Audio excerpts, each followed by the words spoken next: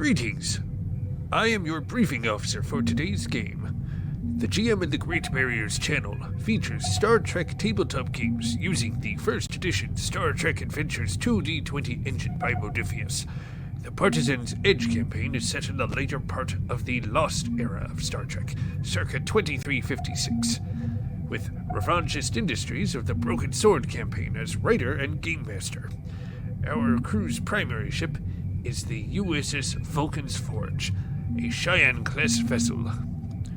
Those of you joining the channel for the first time, I'll direct you to our local channel points, the Quatru. You can spend these to interact with our games by changing the difficulty of task rolls, granting momentum or threat, or creating narrative traits to help and hinder our players.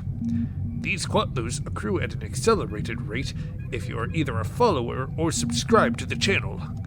These also let you access exclusive emotes to the channel. You may also wield commands in chat for supplemental information, entering the exclamation mark with the command listed here and in the panels below. These will let you access our archived broadcasts of Star Trek Adventures campaigns, how to keep up with the community, and other ways to support the channel. Per Starfleet regulations, in terms of service, please observe courtesy for your fellow chat members and the crew. If you enjoy our games and want to support the channel, you can follow here on Twitch or follow on our YouTube channel as well. You can also subscribe or support us on Ko-Fi. Welcome aboard the Vulcan's Forge. The game will begin shortly, and we hope you enjoy.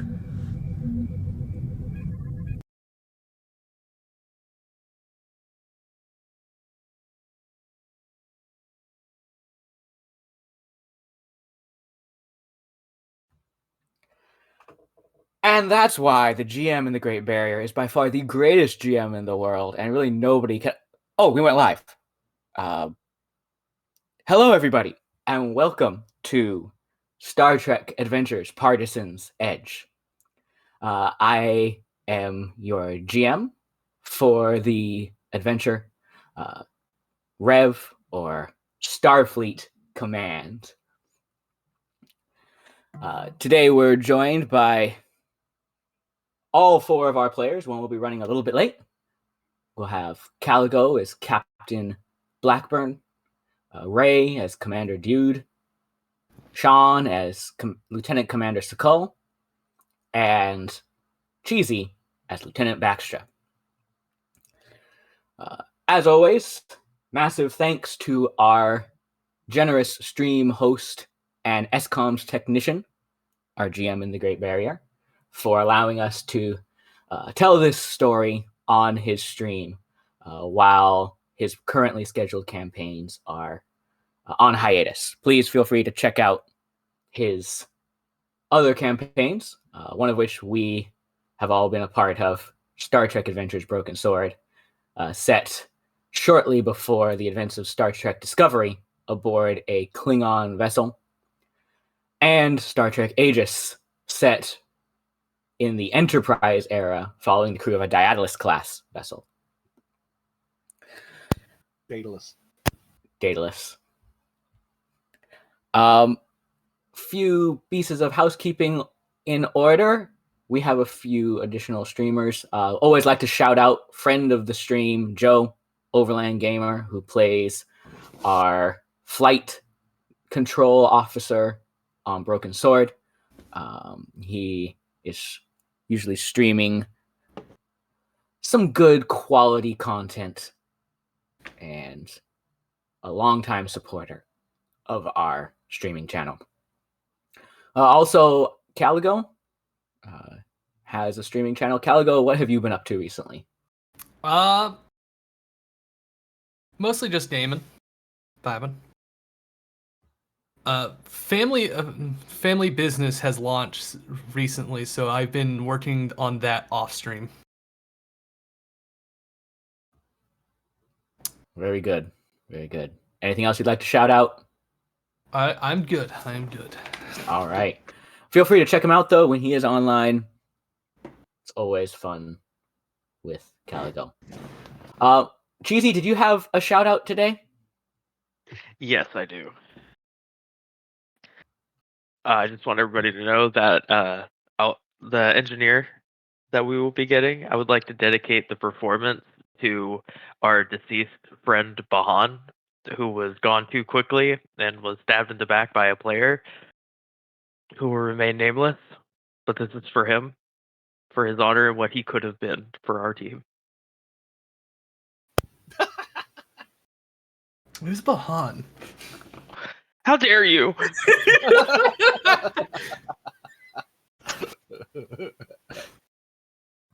Bahan, we barely knew you.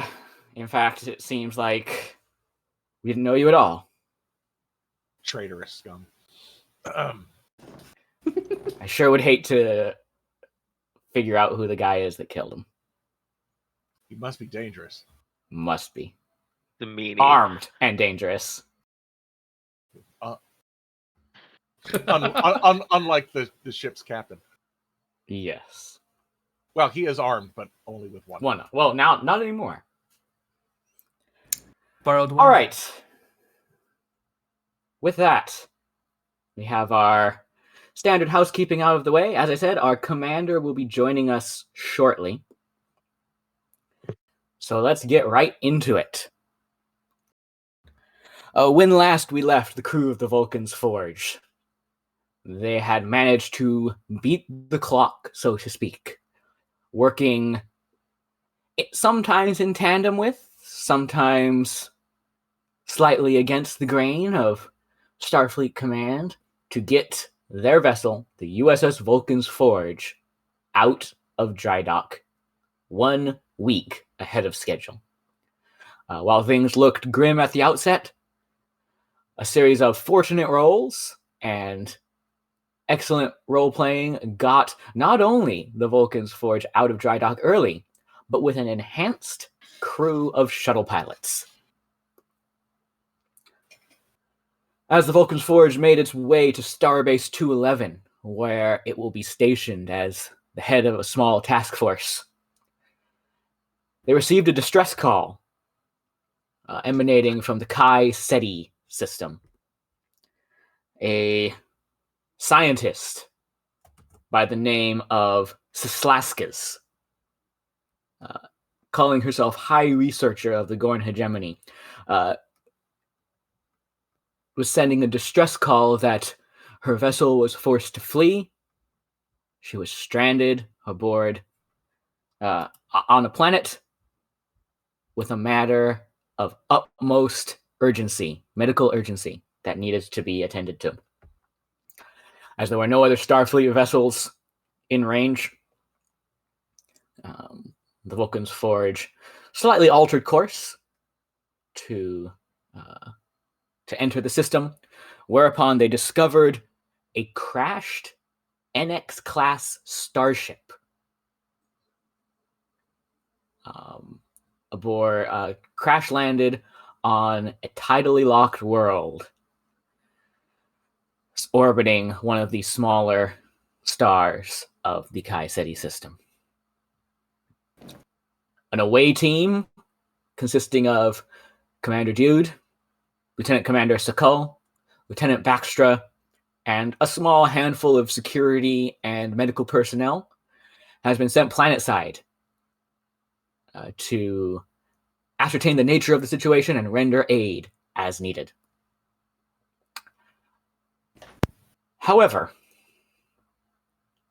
aboard the Vulcan's Forge, a unsettling discovery was found in the form of several crisscrossing ion trails through the nearby asteroid field. And it's aboard the Vulcan's Forge where we will begin our session. We're going to begin with a brief captain's personal log from Captain Blackburn.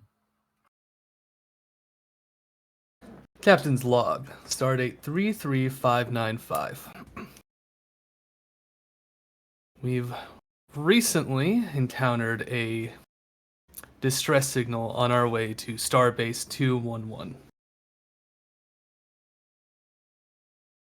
This has been a rather undesirable outcome for our first mission due to the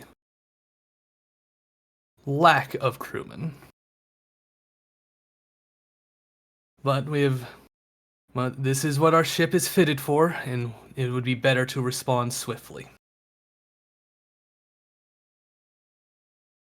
Most of a rescue team has been dispatched to save a Dorn researcher after they had, from what we gathered, been attacked.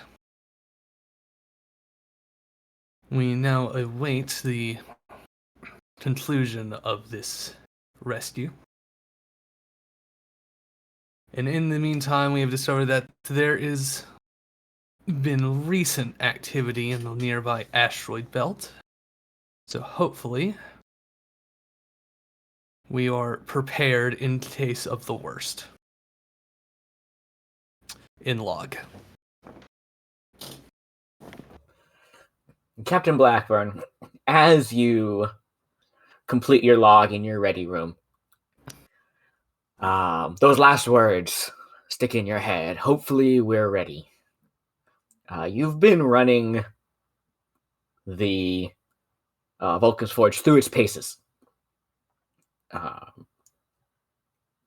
Continuous flight at Warp 9 after you cleared the Sol system was a good test of how this vessel is going to perform.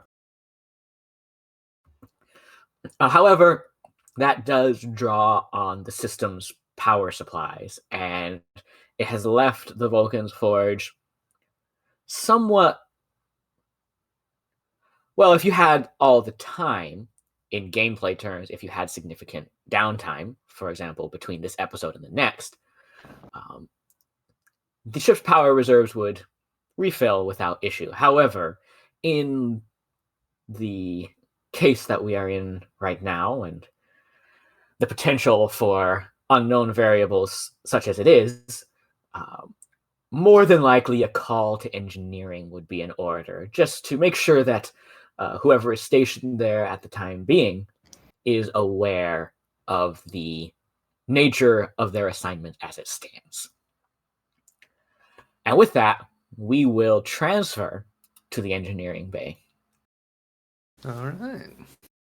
It's no longer Tuesday, boys. Engineering bay is here.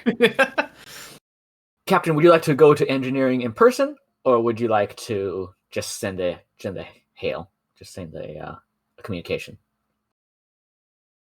I think I will send a communication. All right. Given the certain current circumstances. All right. Main engineering is, well, as you can see, we're not quite in frame. Oh well. As the players can see, currently understaffed, as is most of the Vulcan's Forge. However, the department head, Lieutenant Shamar, is really doing their level best to keep things functioning. Cheesy. It's been about 6 or 7 days of travel since you've departed Earth space dock. What have you been doing over these days? Making sure that everything is completely fixed. Making sure there's no holes, no leaks, nothing. Even going second over sealants to make sure that they don't break in an emergency. And he's been singing so many chanties.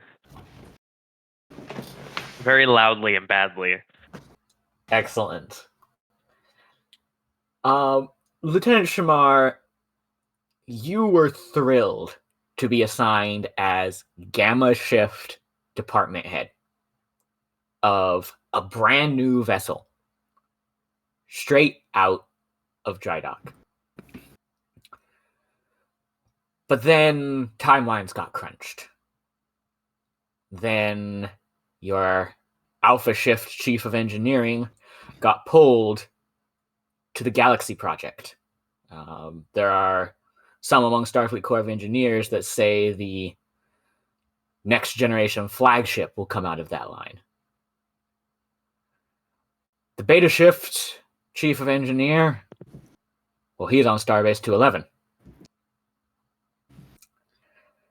So you found yourself unexpectedly promoted to Beta Shift Chief of Engineering. With a little bit of Alpha Shift thrown in because of the understaffed nature of the vessel. You've been running a bit of overtime, nothing soul-crushing, but it's been a lot of work. A lot more work, perhaps, than you expected. As you're running through routine-powered diagnostics, just making sure things are running smoothly, you receive a hail, a communication from the bridge. This be engineering. This is Captain Blackburn. I'm here to ask for a report on how the power systems are running at the moment. Oh yeah, the power systems, they be running fine today. They're a little low, but I think with a little bit of time, they'll be able to go straight back to full charge, Captain. Are the shield systems functioning properly now that they're on? Shield systems be running optimal, Captain. Would you like me to keep an eye on it for you? That would be good, Lieutenant. That'll do. Anything else I can help you with, Captain? Let me know if you need anything, Lieutenant. I know you're a bit understaffed down there.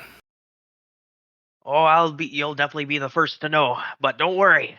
Old Shamar's got everything way under control. I got my own system now, nobody else getting into my things. It's all me down here, and Captain, it be perfect. Well, you're doing a good job, Lieutenant. Thank you, Captain. And the Captain will, end transmission. Very good.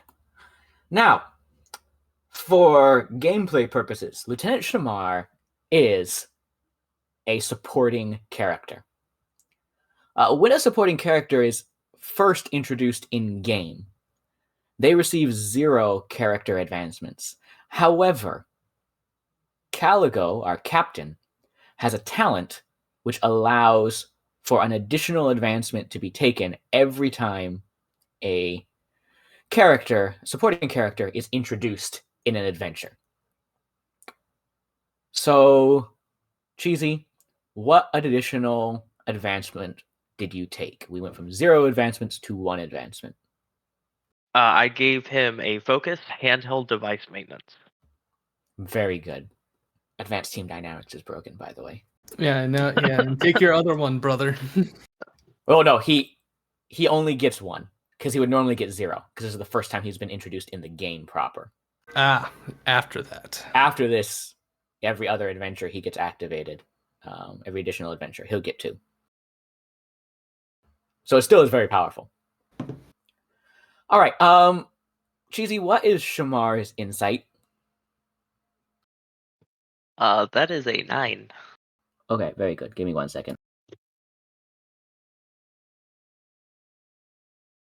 You were accidentally not in the proper map layer, but you're there now. All right. You have served on, well, in a way, you've served on a vessel, I guess you could say.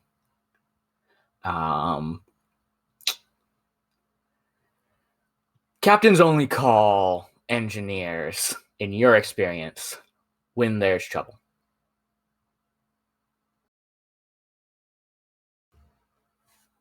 So while the captain didn't reveal anything, you can only assume that maybe we need power a little bit faster than what the intermix chamber can generate. We did end off last session going to yellow alert. Yep. So, with that in mind, would you be able to roll me a power management task? That's going to be either daring or control plus engineering. The difficulty is normally 2. However, because of the main engineering trait, the difficulty is reduced to 1. I don't think I have a focus for this. I have shield systems, engine systems, and shuttle systems. I would say none of those apply directly. Yeah. All right. Well, we're gonna try. Wow. All right. With 0 successes, and one of those being a complication. Yeah. Cheesy, how you want this to go? What do you want? Narrative complication.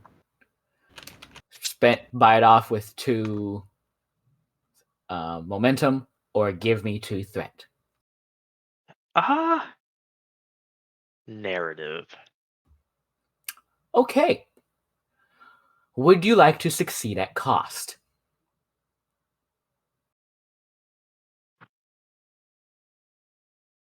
Go big, yeah. Okay. You begin to reroute the plasma coolant systems to try to help the intermix chamber to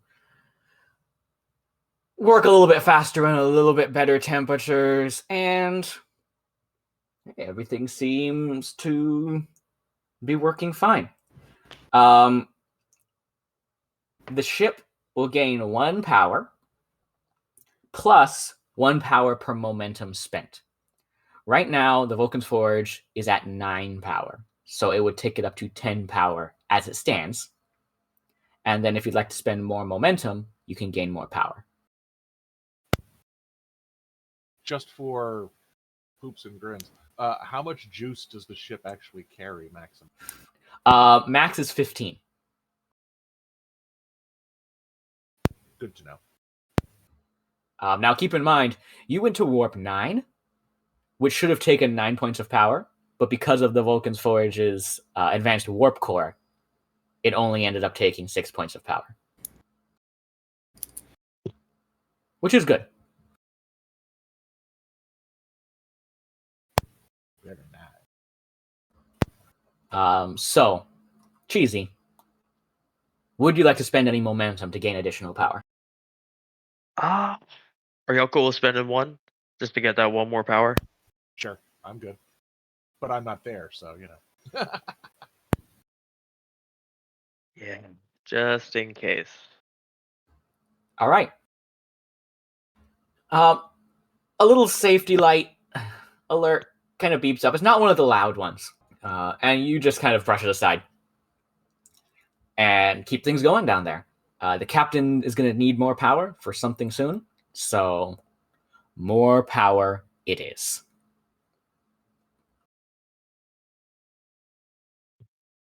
Everything's gonna be fine. Oh, yeah. I can't wait for the other shoe to drop on me. It'll be okay. Demote worry. lieutenant to lieutenant junior grade. Lieutenant negative. Junior grade. Just kidding. Ensign Also, junior. I believe we might have a bot in the stream. Oh, Welcome, bot. I hope you found this game of Star Trek Adventures right up your alley. please execute it. I do not have such power. Oh, there it goes. It's gone. Order 66, the machine. We don't believe in machines here. What have I told you? You don't cross the streams. We'd like to thank our SCOMS technician, GM in the Great Barrier, for removing the bot expediently. All right. With that, we are going to go to a quick journey to the theater of the mind.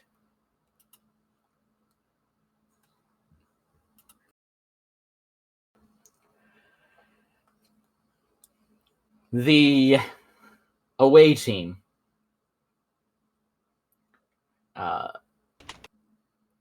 makes its way down in one of the 2 Magpie class runabouts that have been put aboard the ship.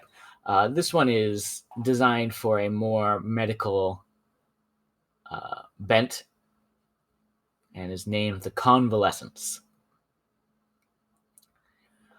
I don't know. I would ask. Prefer a river name. Yeah, well, like I said, the team that was developing runabouts got moved to attack fighter theoreticals, and a new team got put in for runabouts and is coming up with river names. We'll see how that goes. At this point, I would ask Commander Dyood what their thoughts are on their first away mission. However, we will move to one of our other players to get their thoughts. Lieutenant Commander Sakal. Yes. As the ship descends through the atmosphere relatively smoothly, and the barren wastes of the planet start to come into view, is there anything in particular that you would be doing, that you would be thinking while this is happening? I would be busy. Okay, there's 4 chairs in a runabout, so at least in the control cabin. So I'd be busy using the sensor systems and just scanning the absolute bejesus out of everything we are flying over and towards. Very good. We'll keep that in mind. We'll get to a roll there in a minute. Many much multispectral scans. Yes. We'll keep that in mind. We'll get to a roll there in a minute. What about yourself, Lieutenant Baxtra? What are you doing in this time? I'm actually going to lead him beside Nicole, watching the screen, but not while I'm there. And I'm going to be like, this is our second ground mission together. Did you know? As he just keeps tapping away on buttons and looking at screens and not over whatever shoulder this guy is hanging over. I am quite well aware of that fact, Doctor. We should celebrate after this. What do you think? A nice meal? Hey? I see no cause for celebration for doing one's duty. Well, I see it as a celebration of friendship. But think about it. Fate has brought us together twice. That's extraordinary. Doctor, I have served Starfleet. It served in Starfleet for 5 decades. I have run across many people multiple times. But you've come across me the second time. There is nothing fortuitous or even vaguely interesting about this common occurrence.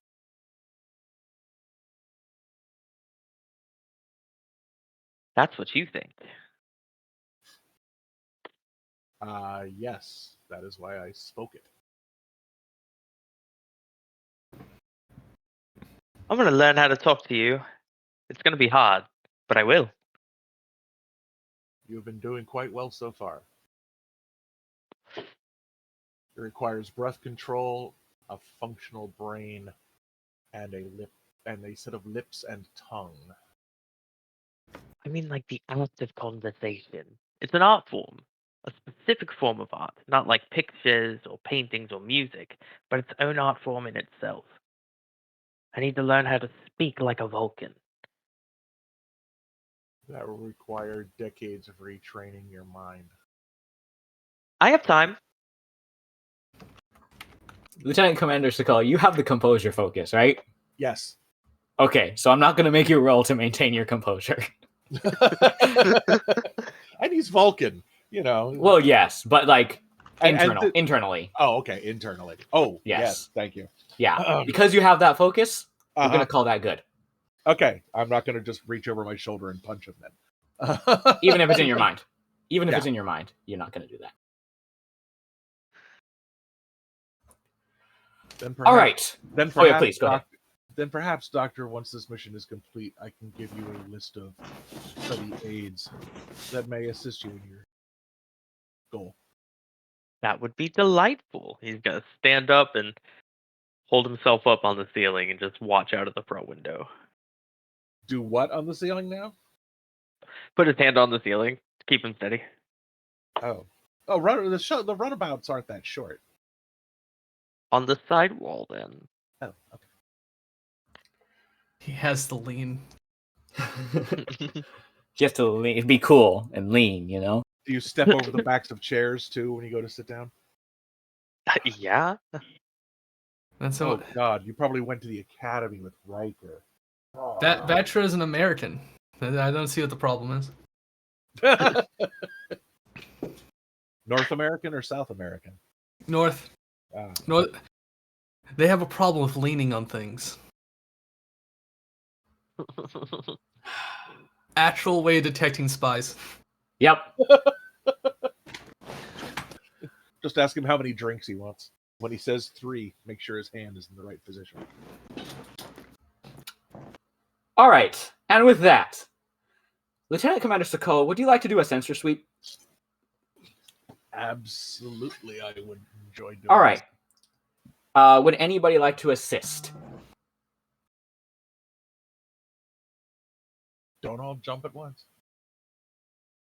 Think you want me to assist? I don't think so. Can the ship assist? The ship will assist, and if you'd like your pilots to assist as well, they can also lend a die of assistance.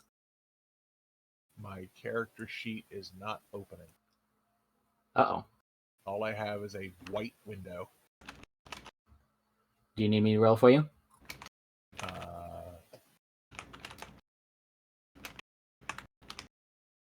I don't know. It's just not. None of them are opening. Sounds like a Roll20 issue. Would you like me to roll for you, though, while you Yes, please. figure that out? Okay. So it is going to be a reason and science task. The difficulty of this is usually 0. However, because of the Kelbonite deposits, I'm going to maintain the difficulty of 0, but raise the complication range by 2.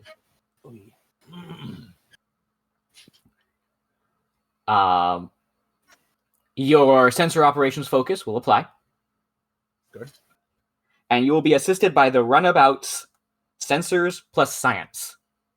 Okay, the character sheet opened up finally. Okay, perfect. I reloaded the page. So I beg your pardon. It's going to be science and what? And reason. Yeah. Okay. And the focus used. And the complication range should be 3 total. Yep, I see that. Anybody have a problem if I use one of these momentum to gain a third dice? Third die. Oh my god, sorry, I can't believe I did that. I'm I good. do not. All right. I do not mind. Feel free. Oh, here we go. Jeez.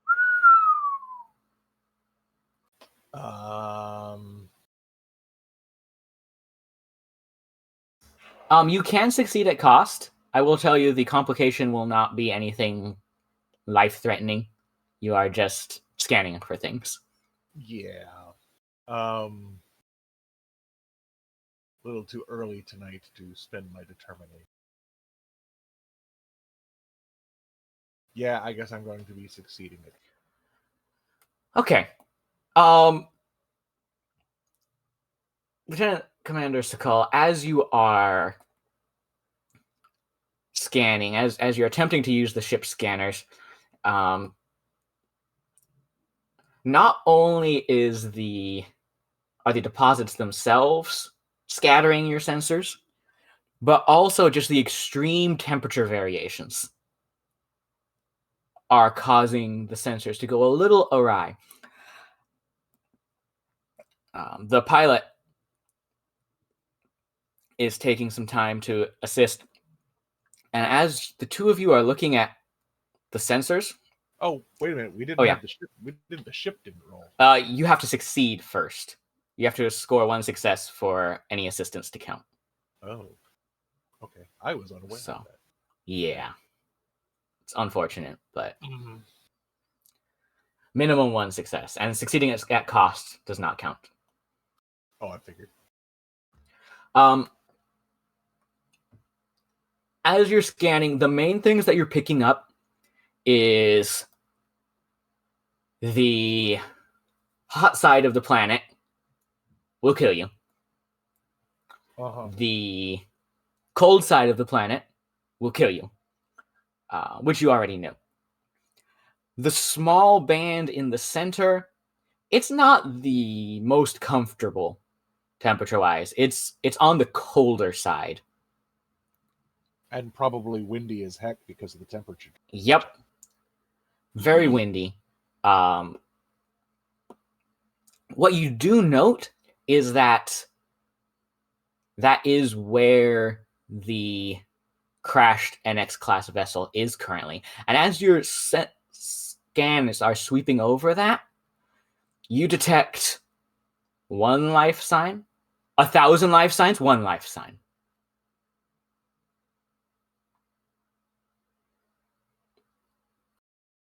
Odd.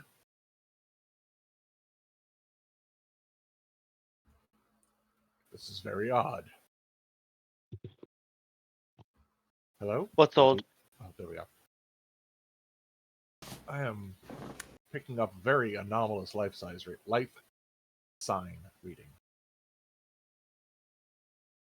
Define anomalous. I detect 1 life sign, and then I detect more life signs as 3 orders of magnitude greater.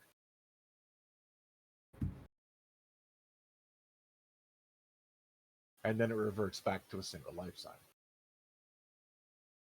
I do a quick diagnostic. I guess that's a level 5 level 1 diagnostic. So 1, I believe. Yeah. Yeah. The lower the number, the quicker it is. That takes like 2 seconds. Sensors seem to be working. Sensors appear to be functioning within normal parameters, however. Where is the life sign? I'm going to say because succeeding at cost, you can't get a solid read on where the life sign is aboard the vessel. Oh, okay. It is definitely on board. Yes. All of the life sign readings are aboard the vessel. And 1,000 is physically not possible. Can't fit 1,000 people on board an NX class vessel. There's simply insufficient volume. Unless it was, freeze-dried people that were still alive somehow. Yeah, stack them in like cordwood, but no, not even then. There's just simply insufficient volume for that many bodies. Is the doctor in charge of the mission, technically? Technically, it would be the commander that's in charge, because they're the ranking officer. That would be me, then. No. Yes. It would technically be Ray. However, she is not present. Understood. Well, I will inform the commander of my anomalous readings. Oh, yes. Anomalous readings. I'm pretty sure he actually heard the entire conversation because he's about 6 feet away from me. Exactly. I do so love seeing anomalous readings on a routine away mission. Lieutenant, as the medical expert here, give me your best analysis. Cheesy, if you would like to do a reason and medicine. I sure can. Well, actually, no. This is going to be insight and medicine. I sure can. I don't want to read them all off. There's a lot. Do any of my focuses apply? Do you have xenobiology? Let me check it real quick. Yeah. Pull up your sheet.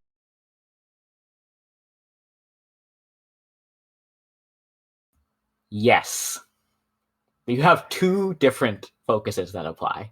I'm not going to tell you what they are. Awesome.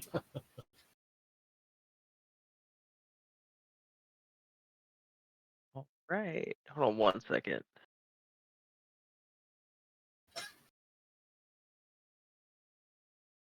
Making sure I don't have anything. Okay. Do it. Difficulty of this is going to be. I'm gonna say the difficulty of this is 2. No, come on. All right. With 1 success, Lieutenant Baxtra, as you're looking at these readings, there's something tickling at the back of your mind. What you can see is that when it jumps to the large numbers of readings, which again varies, sometimes it's 1,000, sometimes it's 800.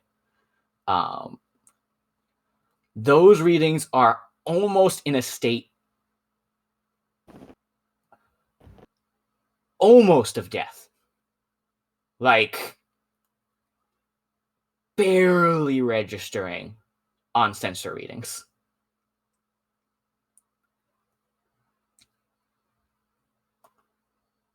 And as you're looking at that, it doesn't really connect what that might be. But it is strange. Well, that's odd.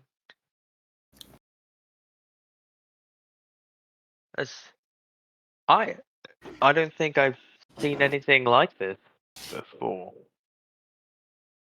Outside of a complete sensor failure, neither have I. That The is why. life, the 1,000 life signs seems to be near death.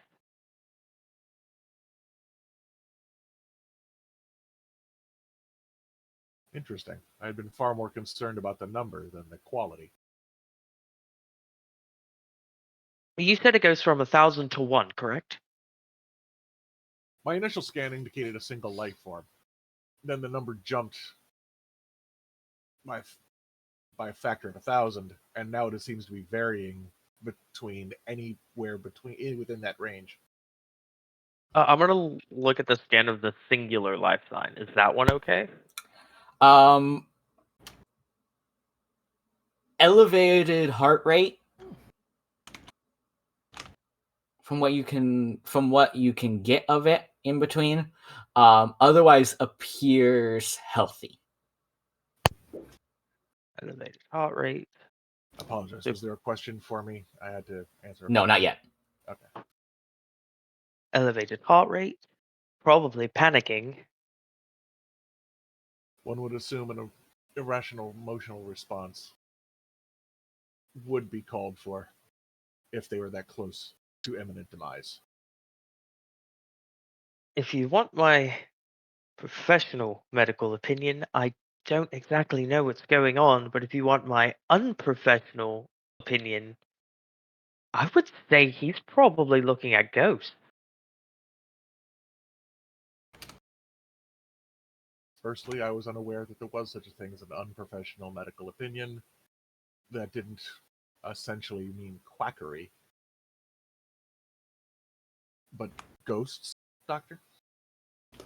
Well, they are life signs that are going in and out, basically appearing, disappearing.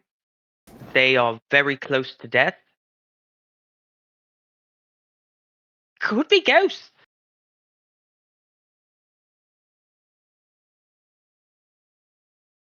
Doubtful. Do you have a paranormal activity focus? I do not. It's a shame, man. Who in their right mind would have a paranormal activity focus? Somebody's sucking up to the GM. Somebody's daughter.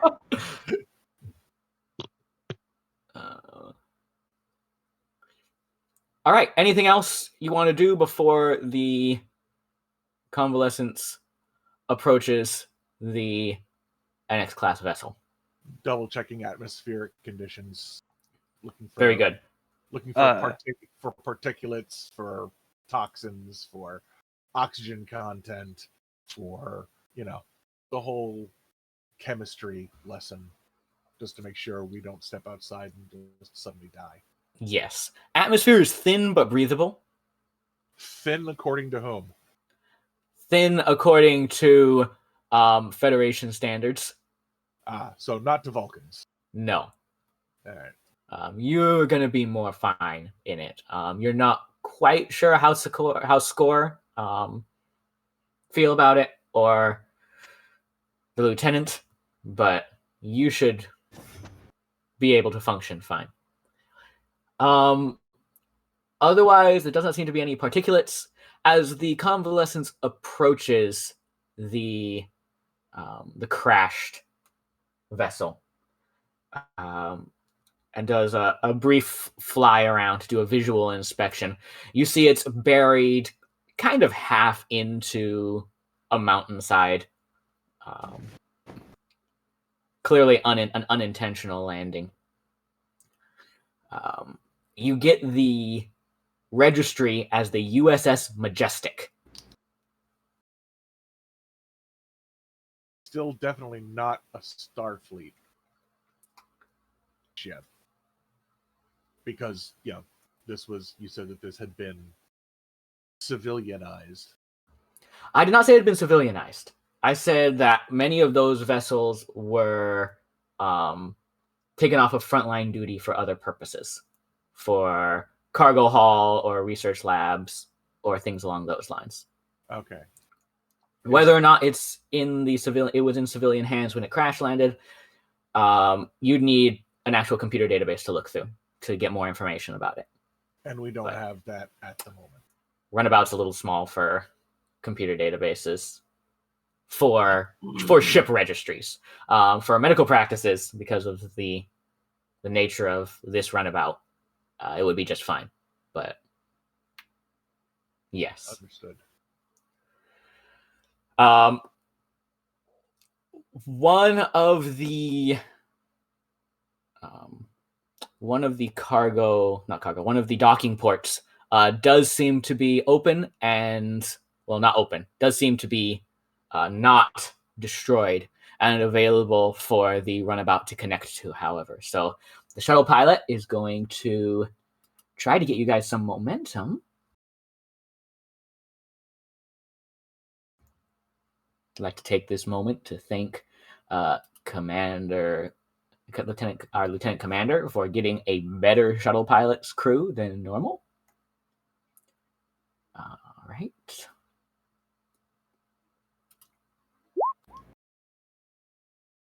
Wow. All right. Thankfully, this was a difficulty 0 task.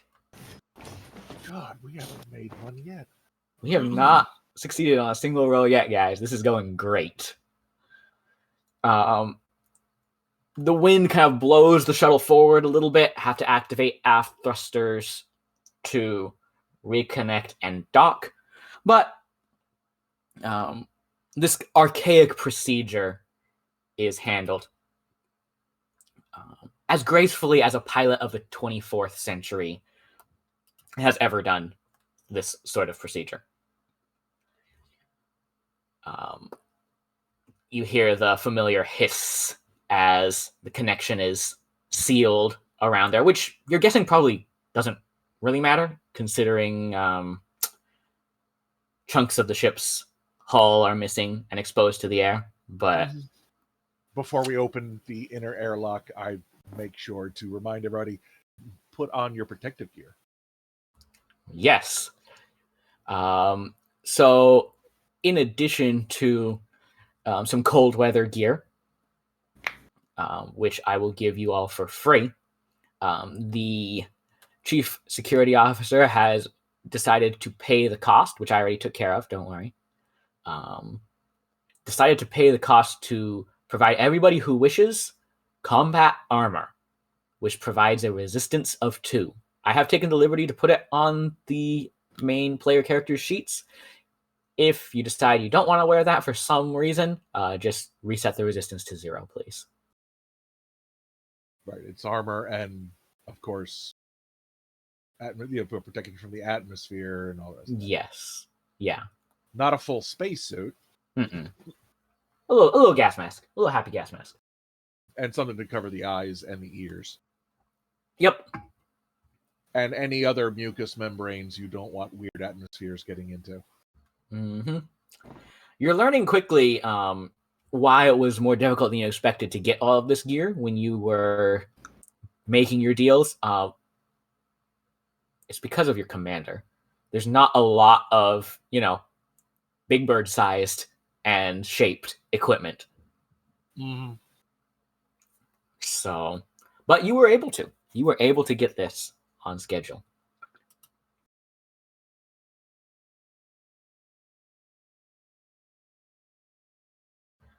The connection is completed. You enter through the airlock. Right, and I signal for the security team to go in first. Yep. We're going in weapons drawn. As they go in, you see an arm reach out and go to, trip. A scaly arm reach out and go to trip whoever's running in. They're going to try to avoid that. We're not running in, but okay. Yes, but when they're moving forward, it's trying to grab a leg and trip it.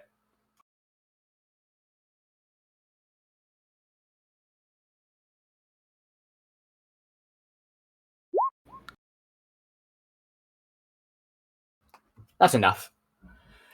Hey, look, we made a roll. You made a roll, yeah.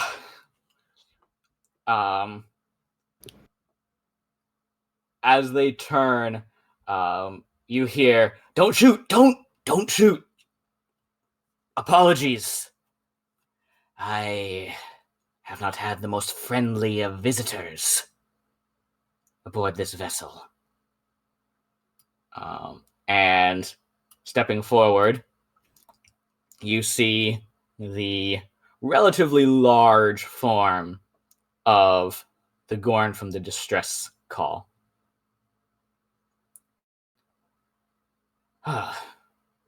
Federation. You would be Dr. Slaskas, yes. You can call me Lask. I find it is easier for your smaller oral cavities. As you wish. Are you well? As well as can be expected.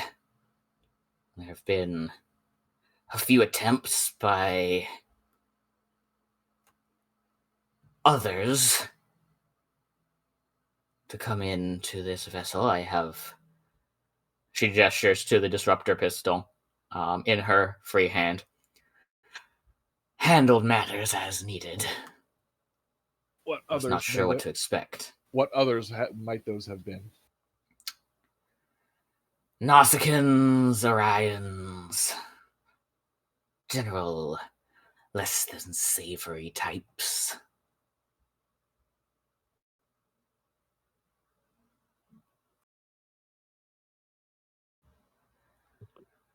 Are they on board the vessel itself? Not currently. They were either vaporized or consumed.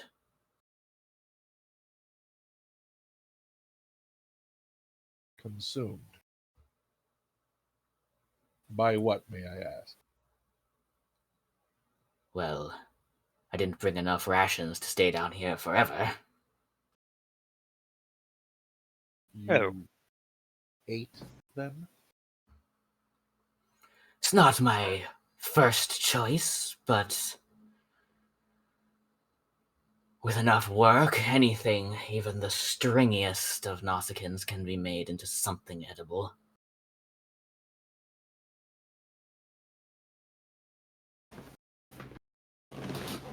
Doctor, you're saying you have been subsisting on the bodies of sentient beings? You say this as if you have never met members of the hegemony, which, by all of your shocked faces, I'm guessing you have not. I've not heard of this dietary proclivity before. It is not a first choice, but it can be a last. We try to avoid such unpleasant reminders of a less civilized time.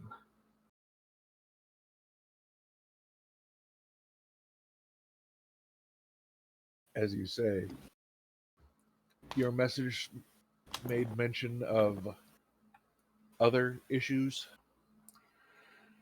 Yes, I am here on behalf of the hegemony to handle a matter of, if not galactic importance, then at least sector-wide importance to our people and to your Federation. How so?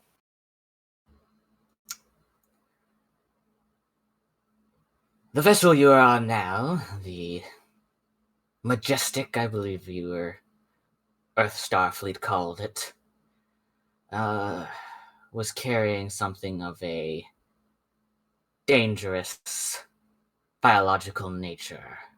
And when it crashed aboard this world, it was safe, for it was on the cold side of the planet. Until she pauses, seems to be doing some calculations in her head. 3 of your weeks ago? Seismic disturbances from an electrogravitic wake of great power that passed through this system shifted the planet's orbit slightly and put it into the habitable zone. Since then, you could say it has been thawing. Okay, Mr. GM, electrogravitic wake, and is that the Nexus? No. It is not the Nexus. I can tell you that much. Okay. Out of character. There are many unknown stellar phenomena that pass through the galaxy. But it was not the Nexus. All right, just making sure. Yeah. Has been thawing, so to speak, and I was sent here to make sure it did not become a problem. Sent by whom? Sent by the king of the hegemony.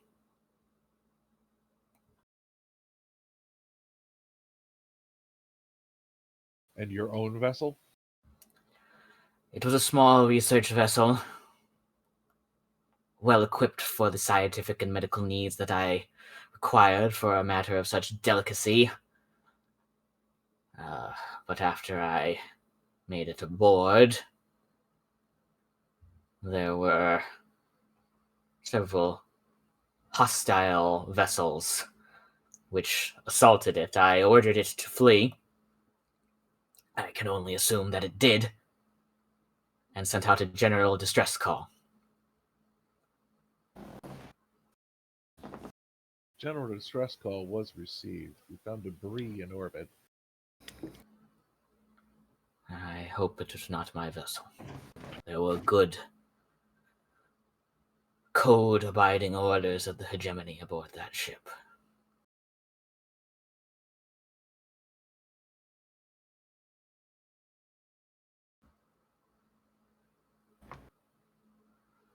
Regardless, my orders are to neutralize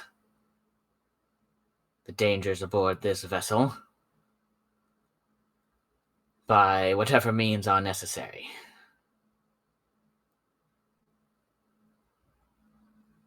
Neutralized. Right. You have... I'm your Starfleet is known for its engineers and scientists. I would imagine we have some of those with us. Yes? We have mainly medical personnel. That will do. We had no idea of how many injured parties may be here. And on that note, my sensors on the descent and approach gave very anomalous readings.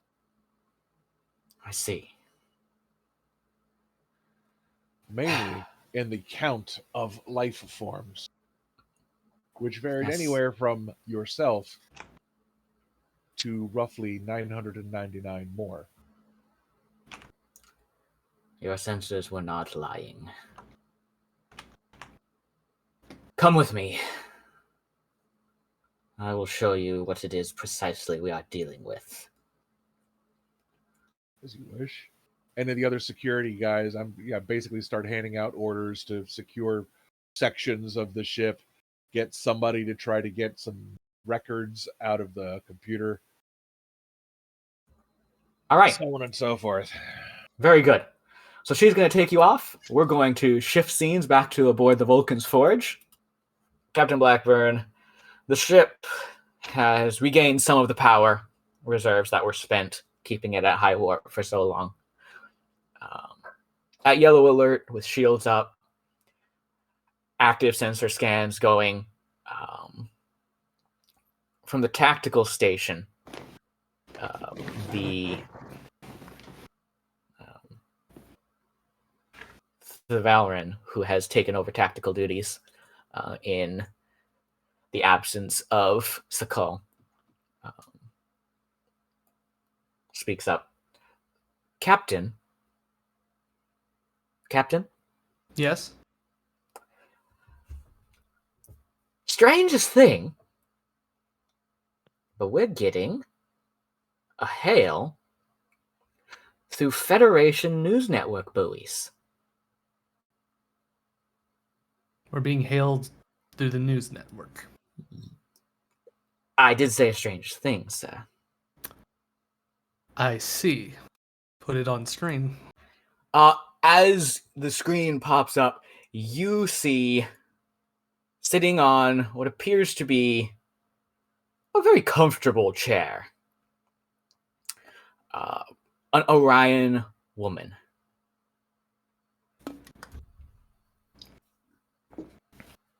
Oh, well.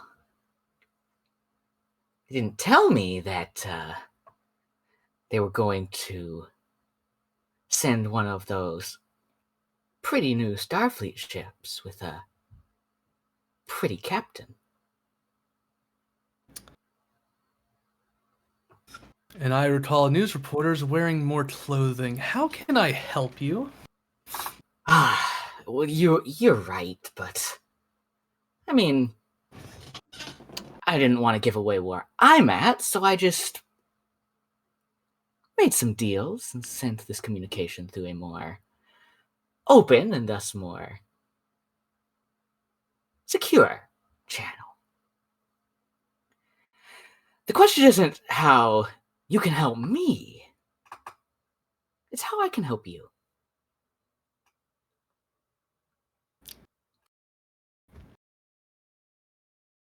Well, I am not one to make deals with people I don't even know the names of.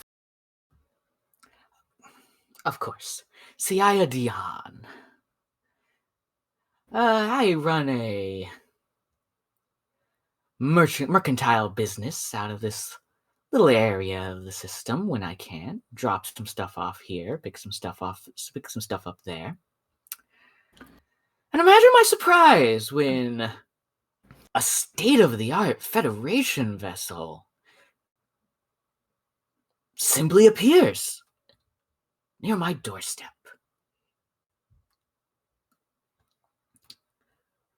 What have you been hearing on the airwaves? We are responding to a distress signal. Distress signal. Wouldn't happen to be large and scaly, would it? What's it to you? How is your stellar cartography, Captain?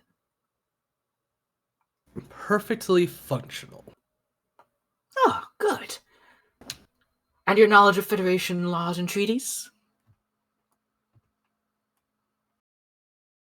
This isn't an interview, please. You take the fun out of everything. I swear, one day we'll... Never mind. Well, maybe if we meet up on Ryza, you can ask me for drinks. Maybe I'll just do that. Anyways, here's the question that I have for you. Why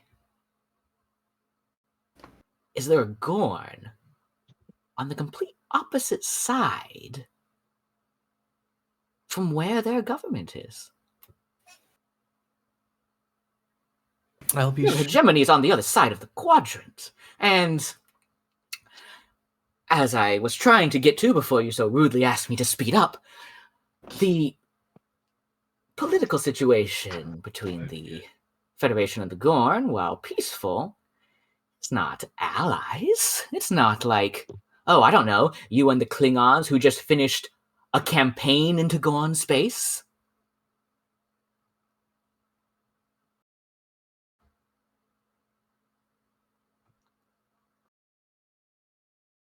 Well, luckily, we will have those questions answered by whomever is still alive down there. Oh, so there is someone still alive down there. I wasn't sure if it was automated or not. Thank you. Well, it's hard for us to get a sensor stand, so we're hands-on. I see. Listen, I'd like to do a favor for Starfleet, because if there's one thing that a businesswoman knows to do, it's to have favors.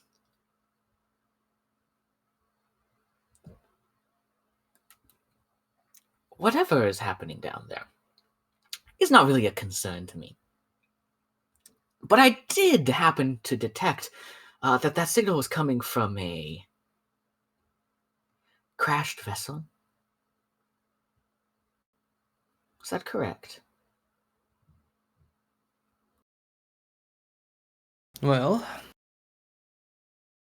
distress signals are rarely sent from a rock without something to send it. Did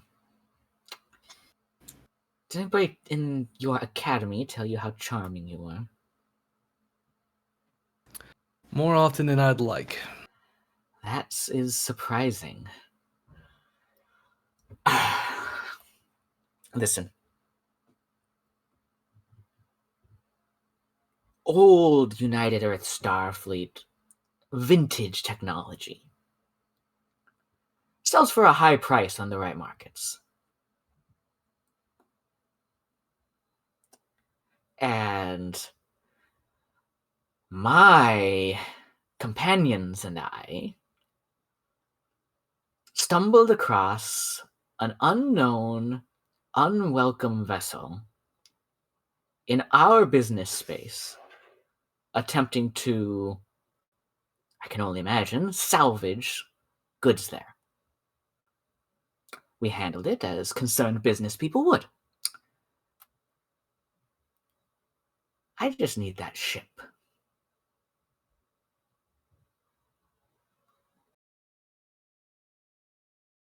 Well, after we've completed our operations, I'm sure you and whatever parties involved can argue over salvage rights all day long. Good, good. I would hate to have to tell the FTC that Starfleet was beginning to cause troubles somewhere. They don't take kindly to competition. We're not a salvage ship. We're here to answer to distress call, and we will be on our way once we've ascertained the situation. Very good, very good. I just would hate for you to overstay your welcome. I'm a businesswoman, and time is money. So the more time you spend, the more money I'd lose. You understand. I am fully aware. Good. Captain Blackburn, would you like to do an opposed presence plus command check? Oh, yes, I would love to.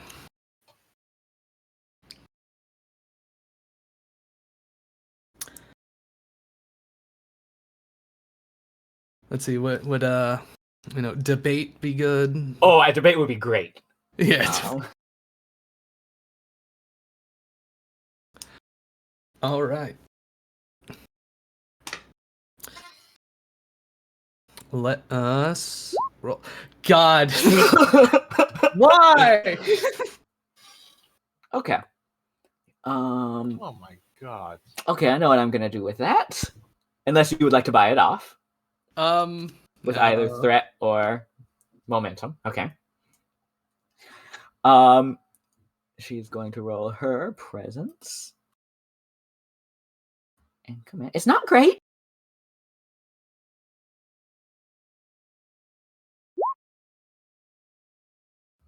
Okay. I'm being jibbed. I would say that you are the person in the most authority in the room with the higher command. So you do succeed in this task against her. However, with that threat, with that complication that you rolled, Ms. Diane has a talent called provocative. Oh, great. When performing a task using presence plus command, Diane may spend a threat to gain a small but useful secret from her target, regardless of the task's success or failure. So normally it would cost threat. I'm going to say I get that for free. What small but useful piece of information does she pick up from this conversation?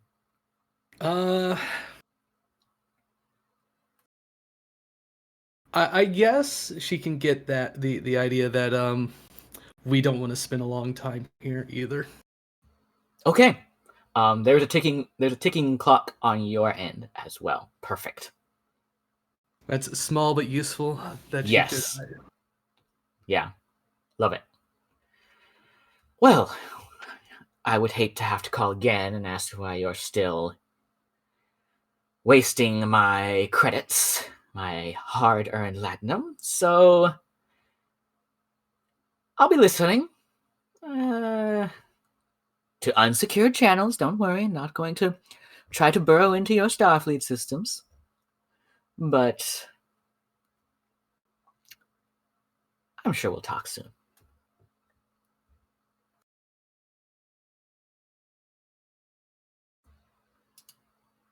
And with that, she is going to cut. Unless you cut the feed on her first, she's going to cut the feed on you.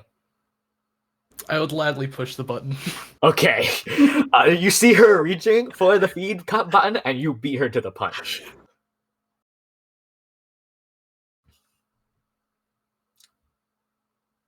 Well, shit. Orions, eh?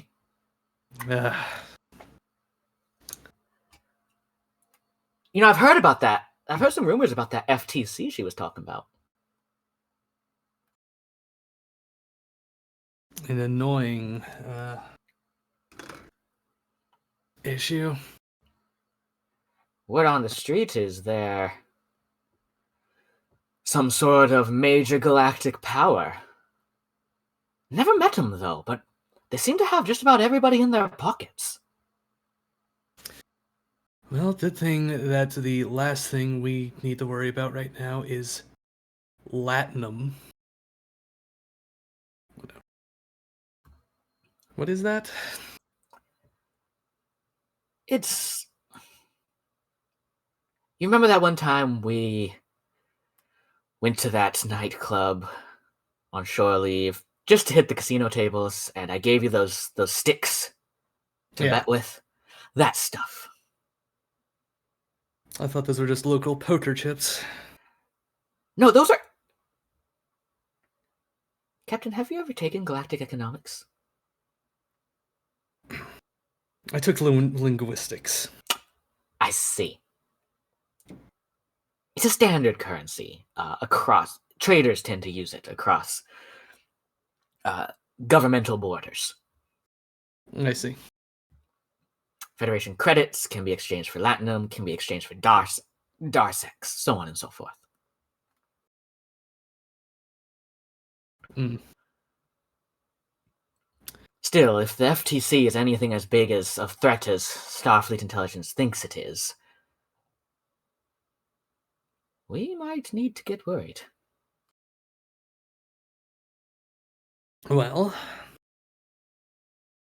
or they're just some trade commission out there that likes to throw around their money.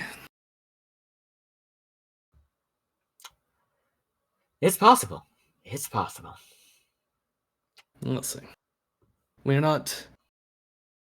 Well, let's try to avoid letting syndicates or whatever try to push us around. We're a Starfleet vessel. Aye, sir. Your orders? Run a security diagnostic just in case she decided to pry into our systems. Okay.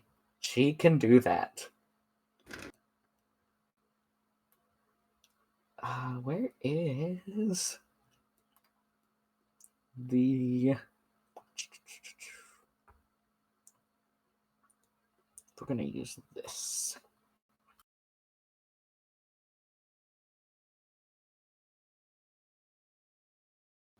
Let me pull up her character sheet.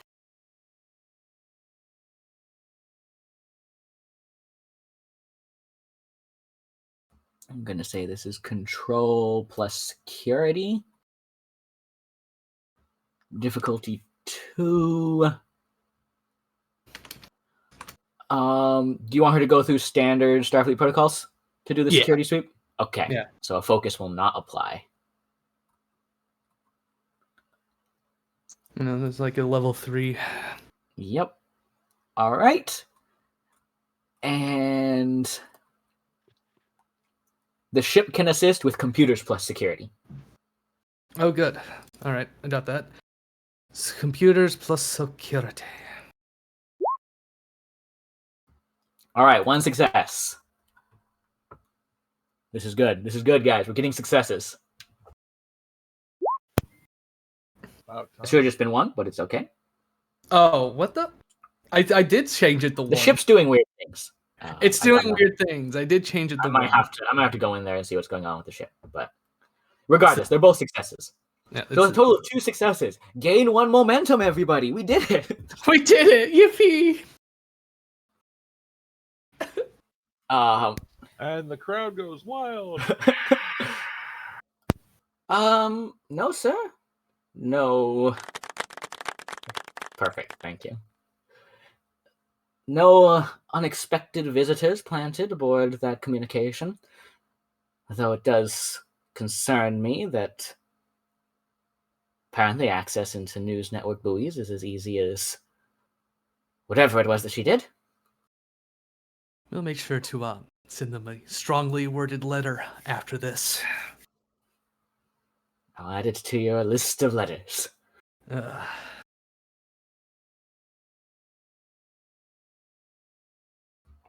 as well become a writer at this point. Captain, anything else you want to do? I think I am good at the moment, I think. All right. We are going to head back.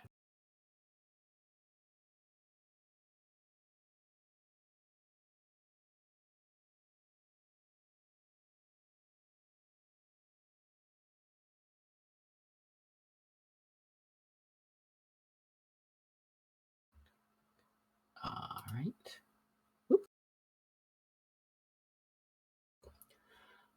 Feel free to drop in your character tokens.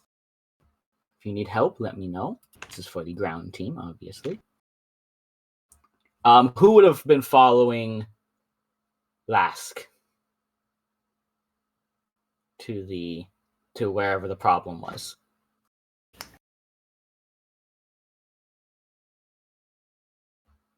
Anybody? I Okay. will.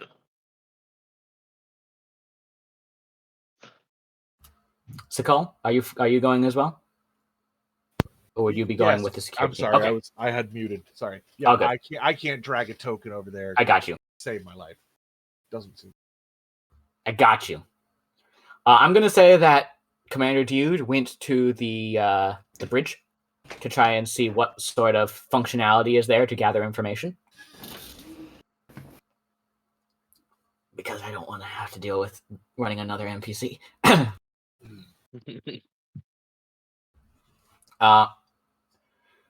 The three of you enter into one of the old decontamination chambers. These were relatively common aboard early Earth Starfleet vessels before transporters were a thing, and even for some time after they were used to transport living matter. They didn't really have the biofilter sweep that they do now. So after returning from any kind of away mission, you had to go into the decontamination room and use the goop and have very awkward scenes aboard inside a goop room. Awkward. We're all in our underwear and let's slather each other scenes. Yes. But at least it got. Doctor, you are very far beyond the borders of the hegemony. Under what diplomatic orders did you come this far from your homeland?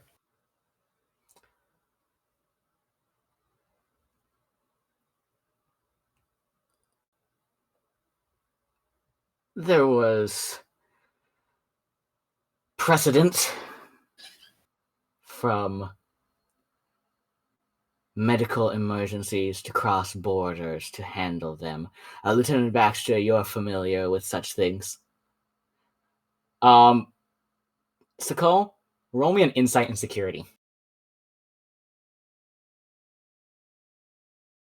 Insight and security. And if you have anything dealing with, people skills. The only, not in focuses, but I have a value of trust but verify. Okay, so if you'd like to spend a value, you can. It's up to you. That just means, I'm sorry, I cannot remember how spending values.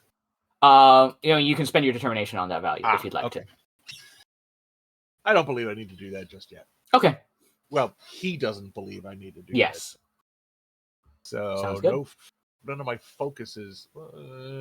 With composure? What I'll let composure do is I'm not gonna let it work as a focus, but if you succeed,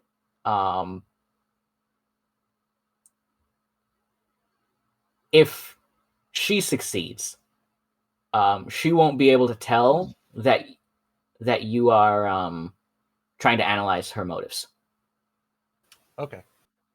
Because she has a focus in interspecies politics, so she knows a little bit about how Vulcans process information. Okie dokie, here we go. Oh, look at that. Okay, that's good. That's good. Excellent. Does the ship help? Oh, wait, sorry. Sorry, no, the ship does not help. And she got a fantastic 20. So, Sakal with 2 successes, and with Lask's 1 success and 1 complication. She's lying. She's not doing a very good job of lying.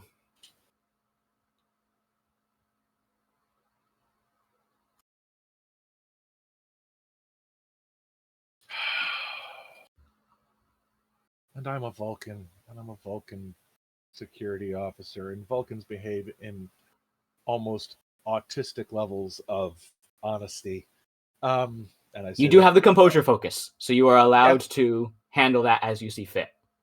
yeah, and I can say that because I am. Me personally am. Yes. Doctor, we cannot aid you successfully if you are not completely truthful with us.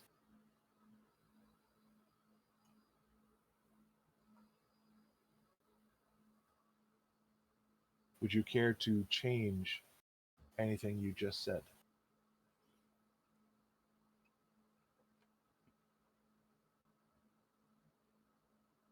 It was not authorized by the Federation.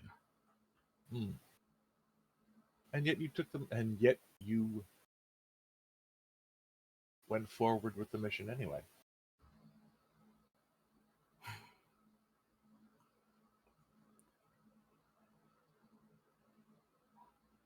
They call me the High Researcher. It sounds important, no? As much as any title should. It is not. It is a form of dishonor, I suppose is the best way you could say it. The position of High Researcher remained dormant for several decades until I was tasked to solve the challenges of my bloodline. It is a reminder of old stains. And as she says this, you walk into the decontamination room, and whereas the rest of the ship has been, lights on emergency power, any kind of control panels flickering, you walk in here, and this room has as full power as you've seen.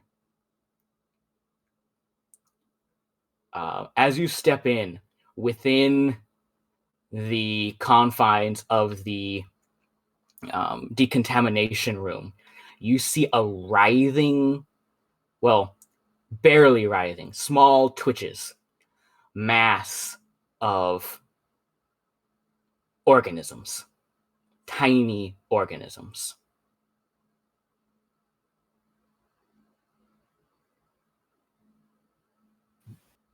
I still have phaser in one hand, tricorder comes out with the other one.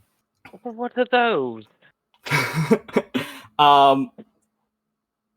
I'm going to let one of you do the sensor roll and the other one assist. I will say, Lieutenant Baxtra, you have the medical tricorder, so it will be better for you to do it. However, I will leave it up to the players' decisions.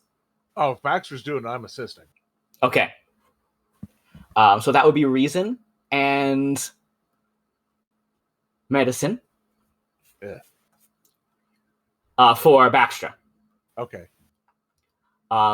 Lieutenant Sakal, how are you assisting? Are you assisting with your own tricorder? Yes. Okay.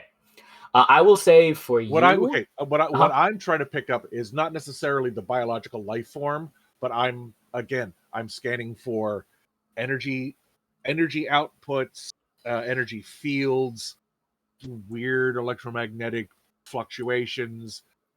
I'm looking for all of the sciencey crap. Perfect.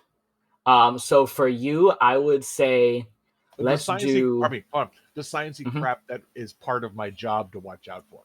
Yes. For you, let's go ahead and you can use security, but I'm not going to make it reason. I'm going to make it. Let's do control and security for your assistance. Okay. Because you're trying to fine tune your scanner to look for more detailed things, specific things. All right. Does sensor operations kick in on that? Yes. So Baxtra, you will roll 2d20.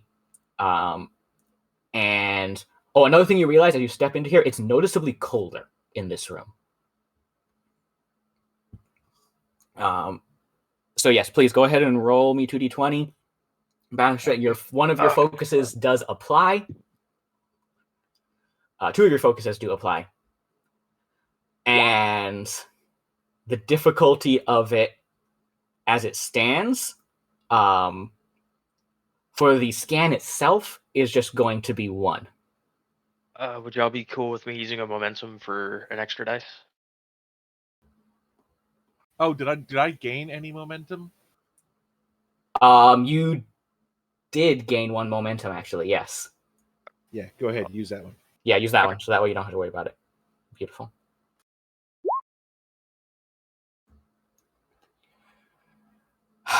Man, these 20s today. These 20s. All right.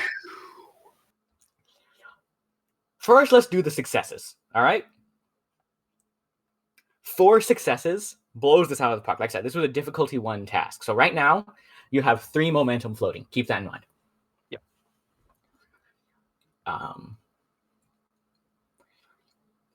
These are where the 1,000 life signs was coming from. You can instantly put that together. This mass is probably close to about 1,000 individual life signs. Maybe a little more, maybe a little bit less. The specifics don't really matter.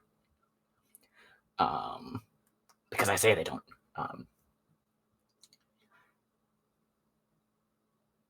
It's hard to tell exactly what they are unless you spend some momentum to ask questions. So again, I'm just giving you this basic information right now. From a cursory scan, it's hard to tell exactly what they are. What you can tell is that the cold temperatures are keeping them near death. Lieutenant Commander Sakal, there are not only are they locked into this room, there are force fields set up and powered around the decontamination room, the decontamination chamber.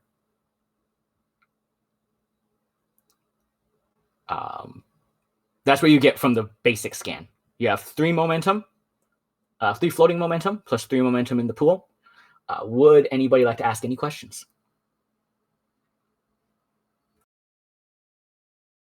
I want to ask the doctor what these are. Okay.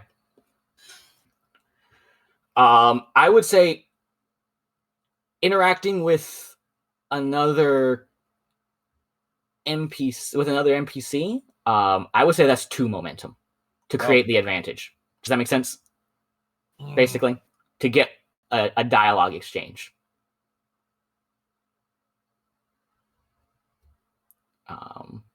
Do we have enough momentum? I mean, do we have any? You have 3 floating, and then 3 3 in the yeah. Okay, so yeah, okay. I guess we can do 2 of the floating ones. Okay. What about that last point of momentum? Anything you want to ask, Baxtra? Is there any anomalous properties on it? Well, things that stick out? Yes. The genetic structure of whatever these are has not been put together by chance. These things have been constructed, created by something.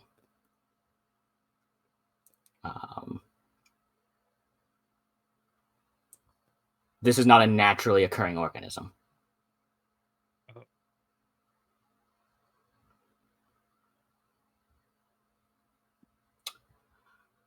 All right, so we spent the 2 momentum for the advantage. Sakal, you ask what these are? Yeah, doctor, what are these? These are hunters. The ultimate weapon. That is much more a descriptor.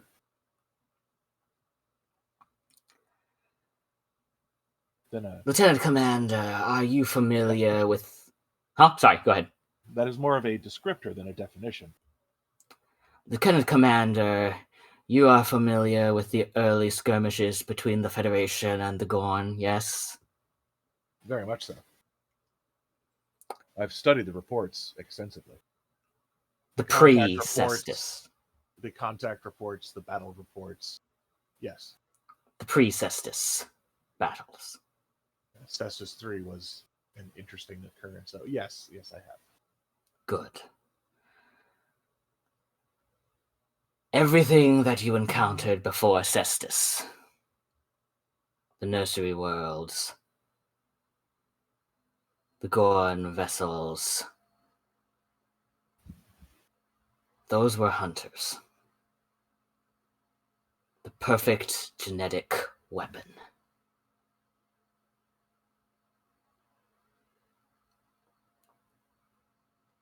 The physiological differences between the early reports of Gorn and what is obviously standing here before me have always been confusing.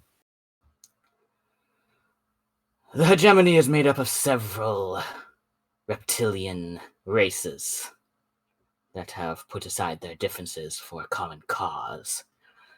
The previous High Researcher took it upon himself to determine the root genome of our species. And with that information, instead of creating medical advancements to save countless lives from the ails of races, he created the perfect bioweapon.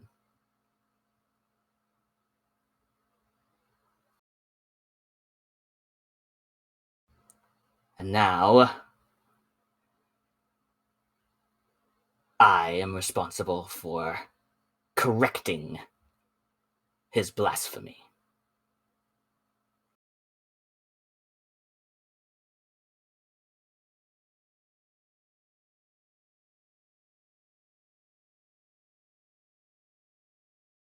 Define correcting. Define blasphemy. Define his.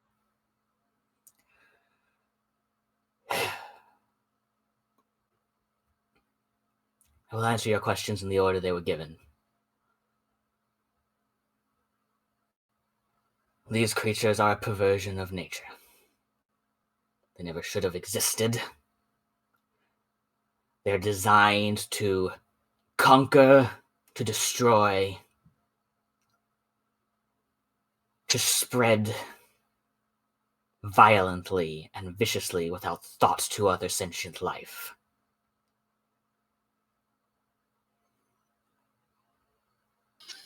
They are in violation of what the hegemony stands for, what it has always stood for, and it must be destroyed.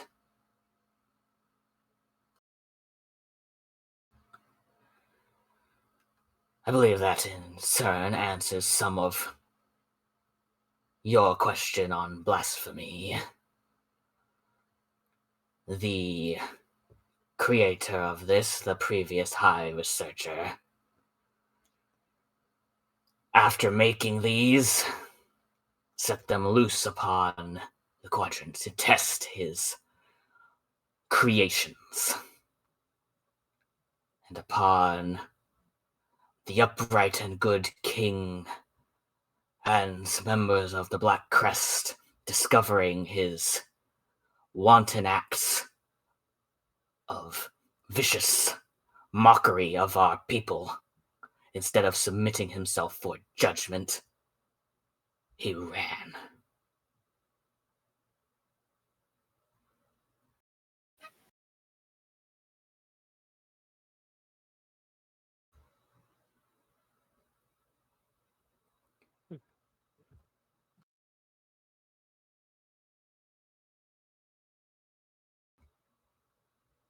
And as far as his name has been stricken from our spoken tongue.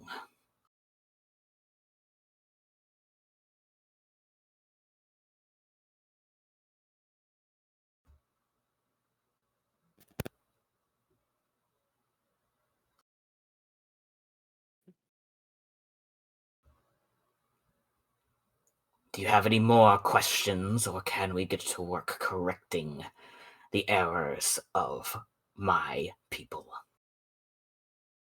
Do you carry no weapons? I carry...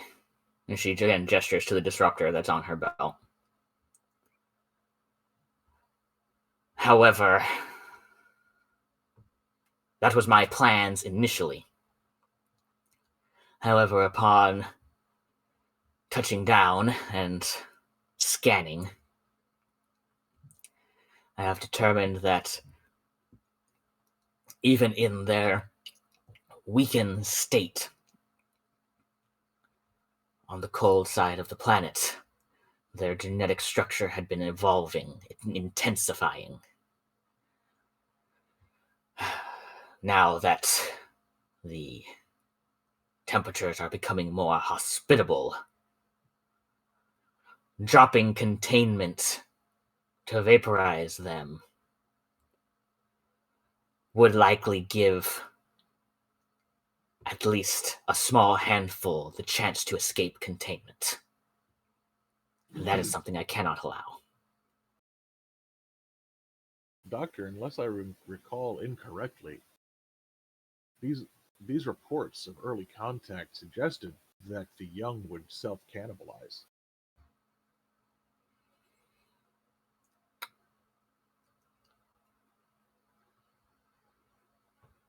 There are classified information that I am not at liberty to discuss. Again, From not my knowing hegemony. all of the information hinders our ability to assist you. I understand.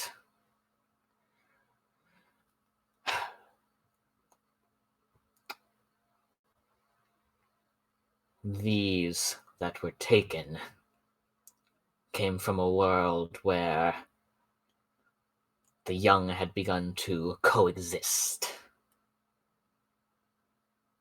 And what world was that? And she proceeds to describe the world from Strange New Worlds, Season 2 finale. That was the site of a former Federation colony. Yes. And you are aboard a Federation vessel.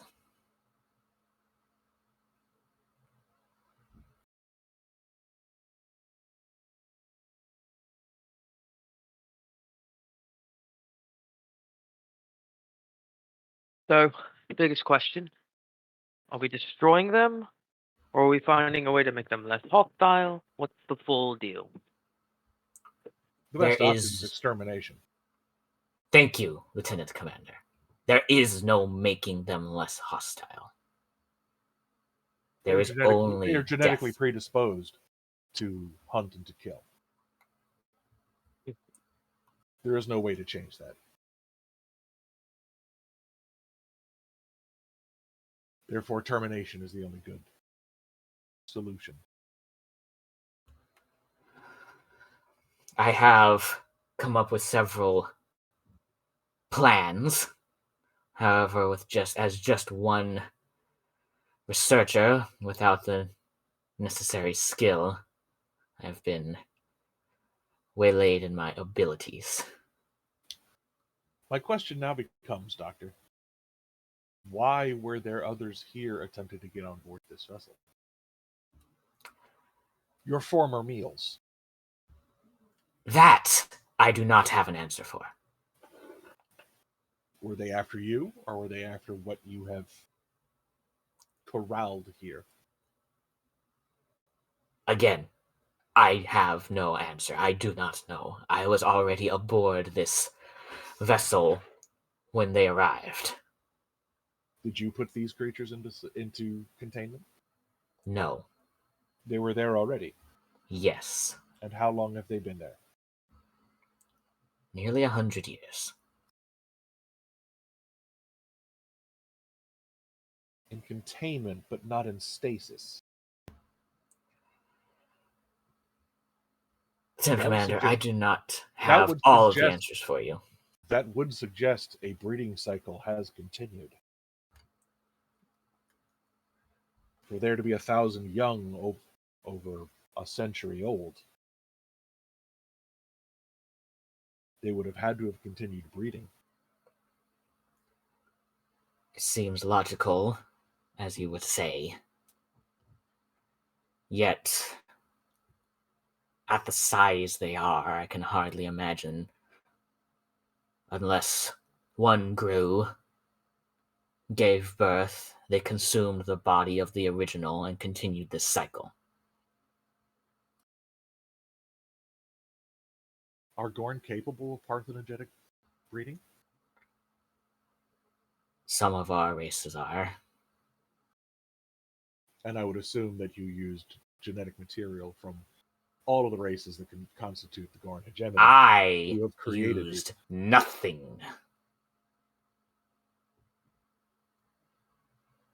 Your scientists who created these used the genetic material of all of the subspecies of the Gorn hegemony. Their most desirable traits, yes. So if parthenogenesis is possible, why the breeding through expulsion of oral fluids? Or was Conquest. this simply a terror tactic? Conquest, fear, destruction. Exactly. And yet these creatures are intelligent enough to build, design, and fly starships. He placed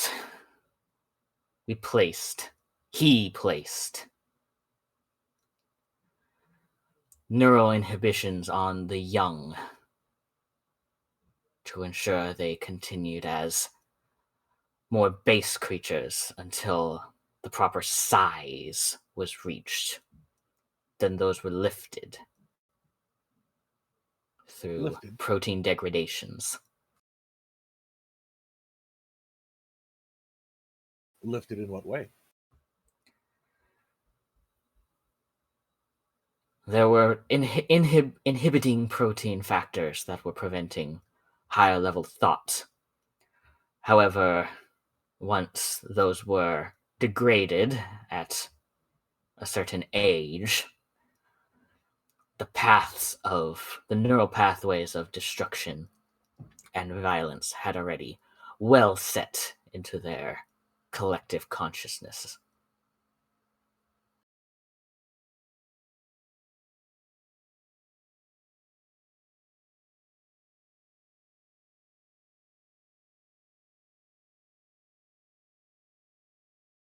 So they were feral creatures until they reached a certain age, at which point their mental development was allowed to continue normally. Correct. But they remained dangerous and expansionistic and hopelessly violent as adult specimens. Yes, all of our records point to that.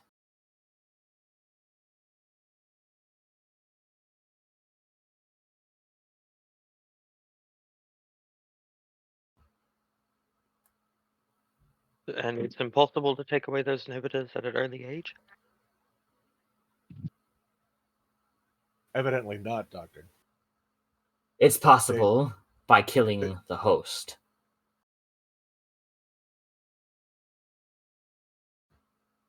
How long have you been on board this ship, Doctor? About a week, maybe. What else have you managed to discover about this vessel? This particular area is very secure, very well maintained, and very well powered, unlike most of the rest of this ship. This ship may be a misnomer. This hulk. I learned that whoever it was that crashed this ship here knew the danger of what they were carrying. I learned they did what they could to crash it on the cold side of the planet to prevent unregulated growth, which seems to have been successful until recently.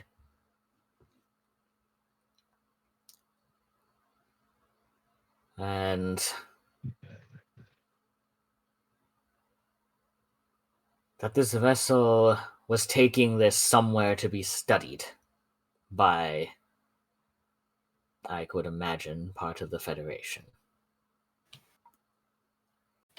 Until I gain access to the computers, I'll have more. I have a dearth of data with which to form an hypothesis.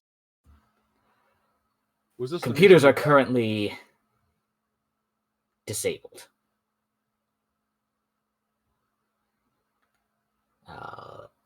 As the ship stands, all power is being routed to this room to maintain temperature and safety protocols. And there is not much power left. Attempting to keep the creatures in a state of torpor. Correct. Were there any survivors? Did you find any bodies? Skeletons. How many? Maybe a dozen. That is far too few for a vessel of this size. I would suggest to the people that the crewmen who had been infected with eggs put themselves in there. And if possible. And if by killing the host, it would release the memory-blocking proteins, that's what's happened, and that's why those things in there never bothered to kill one another. Are they capable of going into a cold-induced hibernation sequence? That would be, in some way, that was my original plan, was to find a way to perhaps transfer the ship back to the cold side, to the dark side of the planet. Upon reaching here, it seems possible but unlikely without a talented engineering team.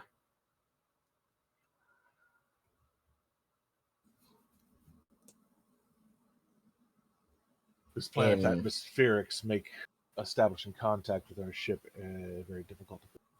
Yes. In addition, I contemplated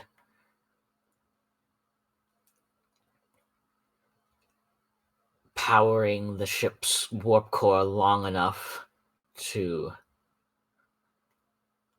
send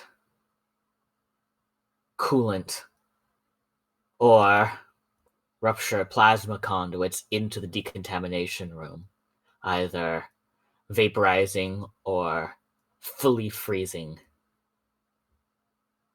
the creatures. Warp core coolant does have a deleterious effect on anything protein-based. Yes. However, the danger arises that by powering the ship's warp core, the ship will begin to warm. And while these fields hold for now, powering the warp core suggests that somehow magnetic containment on the antimatter pods has been maintained all of this. I am not an engineer, but it seems it would be functional at least for a short time. No, Doctor, I do not believe you understand my suggestion. No, I do not believe I do. If the antimatter pods are still functioning, maintaining magnetic containment, it should be a fairly simple task to set a timer to shut off magnetic containment. Ah, I do understand. That was going to be my option had no one responded to my distress call in another week or so. I do believe it should be the main option. Anyway. I see. Our runabout is attached to the docking port. we can set the timer to go off, leave this vessel.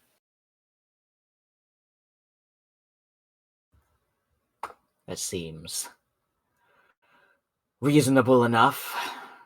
At that point, we let its own annihilation take care of your problem. I am still, however, concerned that I have not yet heard from the commander. As the two of you are communicating, Lieutenant Baxtra, what's your take on all of this? I am at a huge crossroads. I took an oath to do no harm. The living life. This is living. And from what I am hearing, there's a possibility that they might not be as dangerous as they're saying they are. Which means I would be killing innocent life. And I don't think I can do that.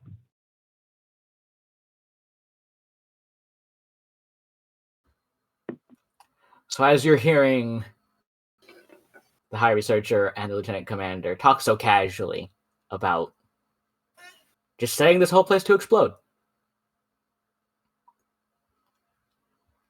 what are you going to do?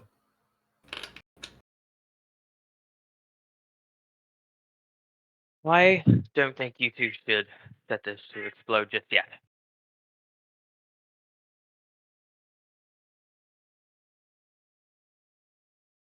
Doctor, what do you mean? I took an Explain. oath to do no harm. I took an oath to not take life. Innocent life. And at this moment, I cannot 100% confirm nor deny that these beings are innocent life. And from what I'm hearing, you can't give me 100% guarantee either. I can guarantee that everything in there will die a far more merciful death than they would have visited upon those whose systems they plagued, whose ships they savaged, whose peoples they tore from the inside out. Oh, Doctor, I'm surprised you haven't read the original accounts of initial contact with the Gorn. Oh yes, I'm well aware. Specifically, this particular variation of the Gorn species. Oh, I'm well aware. But Yes. since we are on that note, please do execute our captain. With that logic, because do you know of the atrocities that early humans have created? Have you read the history at all? Because they were pretty bad too. This is a much more immediate concern. I get that it is. And while the taking of life is not always the answer, it is an answer. I think it should be a final answer. Because if your race came to the humans when we were at our worst and killed us, as you are doing so now, what we are now wouldn't have happened. Who knows what this could evolve into? That's rather circular logic there, Doctor. But we did come to you when you were at your worst. You had nearly annihilated yourselves.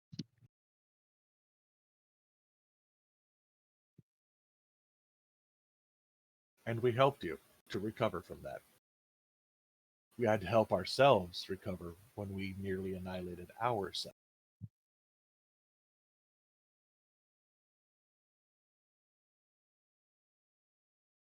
We These should help beings them recover. They are incapable of recovering.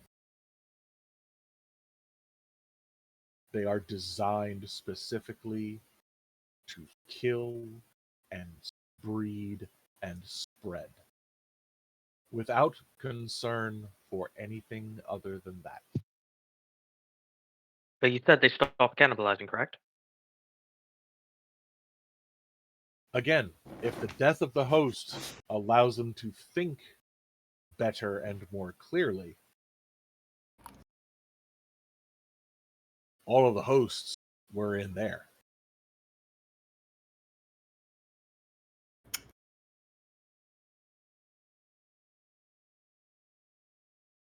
And even if these particular examples of this subspecies are not currently behaving in a cannibalistic and ultraviolent way, their immediate descendants will. The risk is too great.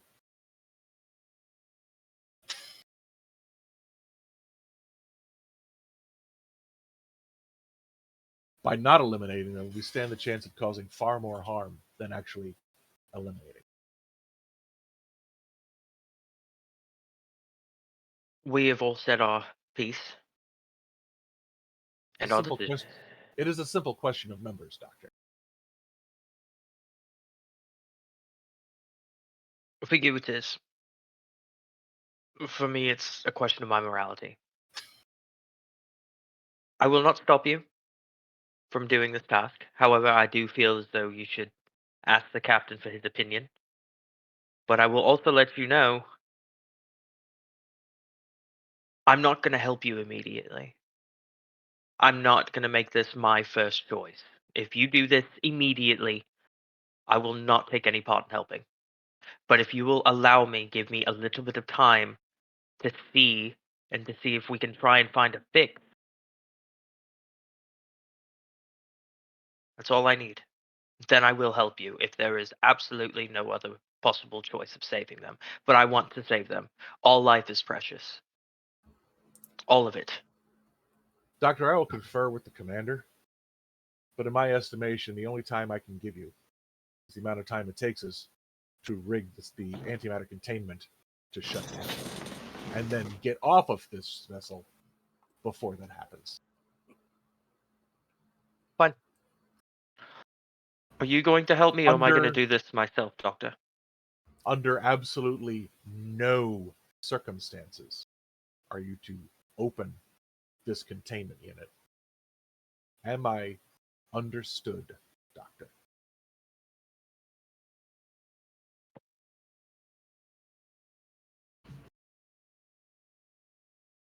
Whatever makes you feel comfortable. It has less to do with my comfort and more to do with your life. Lask is going to insight check you with that, Lieutenant Baxtra.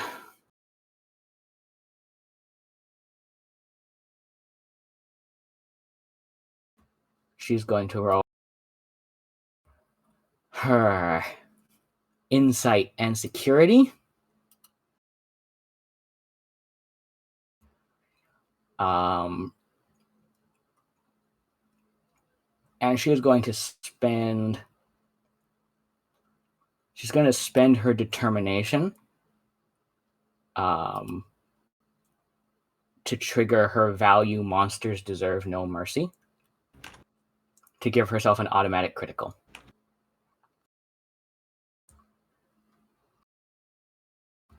Do you plan to oppose this check? No. Okay.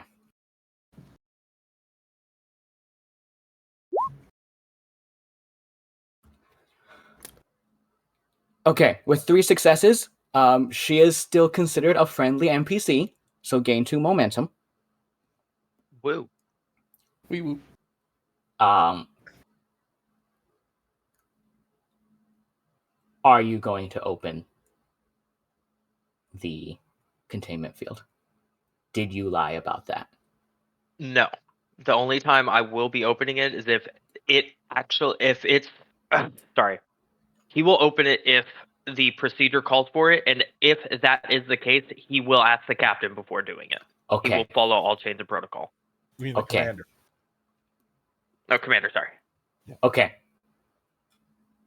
Needed to know that. Very good.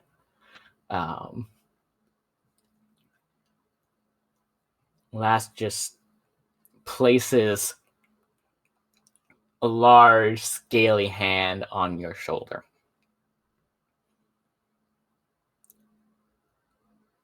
Whose shoulder? Baxtra's. Okay. And looks down at you.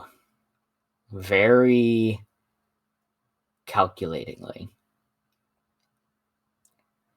Lieutenant, I have lived for over 100 years now. I have seen many things.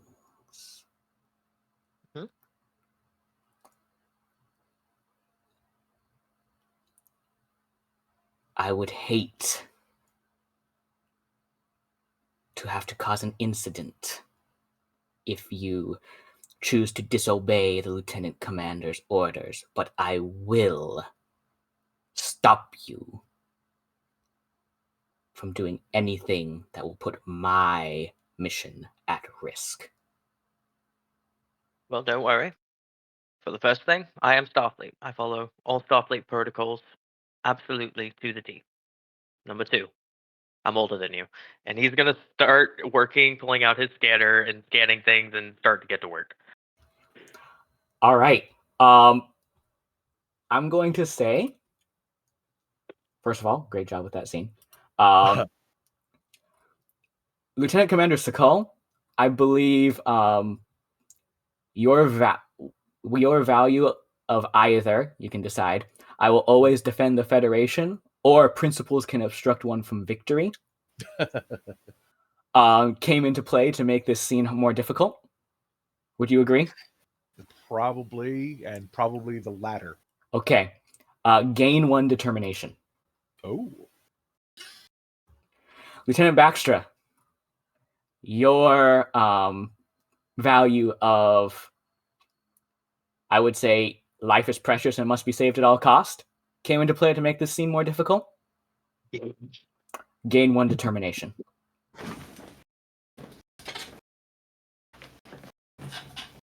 I used 1 last game, right? So I should just be at 1. No, I say that you can start every session with 1 determination. Oh, okay. So you're up to 2. At least for now. We'll see. As I start doing this more often, we may stop that as we get more organic determination games. Got you. All right. With that, we're going to end that scene.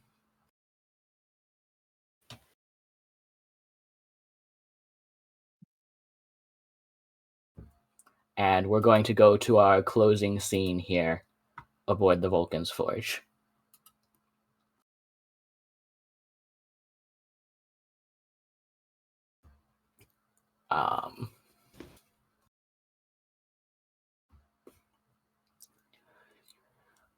Captain, it's been close to an hour and a half. You haven't heard anything from the OA team. And finally, you get a ping that the commander is reaching out to contact you. All right. On screen? Yes. Is this the captain? This is the captain. Commander Dyood. Very good. Very good. Oh, my apologies if you were still speaking. Is this your status report? It is. We have arrived successfully aboard this vessel. Met with the researcher. I believe the lieutenant commander and doctor are working with the researcher now. I've been looking through what I can find of the ship's logs. The computer system is heavily damaged. It appears it was a Starfleet vessel. And it was carrying something of great value to a research facility. No. Yes, I would have imagined your Starfleet kept better track of its ships, no?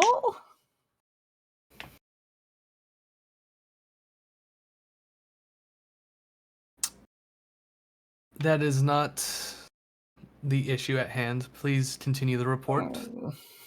Well, there are not many records that I can salvage from personal data pads, but they seemed very interested in maintaining control of the situation.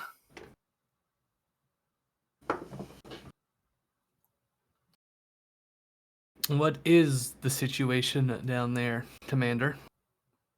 There are no vessels. There are no other life forms that I have been made aware of yet.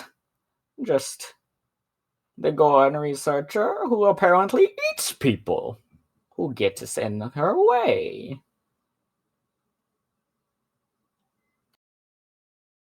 I see. I am certain that the Lieutenant Commander and Lieutenant will be providing me with a status report soon.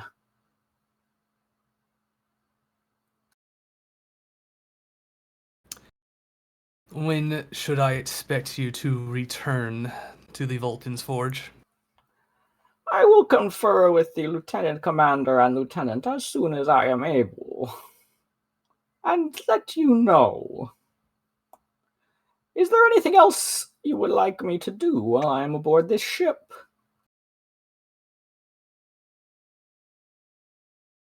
Just relay that that there are Orions interested in the trashed vessel and are trying to pressure us to leave a bit early. Slight twitch of the commander's eye. Oh, I see. Oh, well, I must be going now. Goodbye. I don't think the commander likes Orions. And as the connection severs, that complication, Captain Blackburn, as the connection severs, you have a moment of unfortunate realization that communication was probably not encrypted. I see. And that's where we're going to end tonight's session.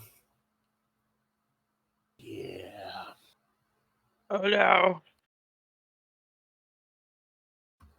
Thank you, everybody, for joining us for part 3 of our pilot episode, A Legacy Unspoken.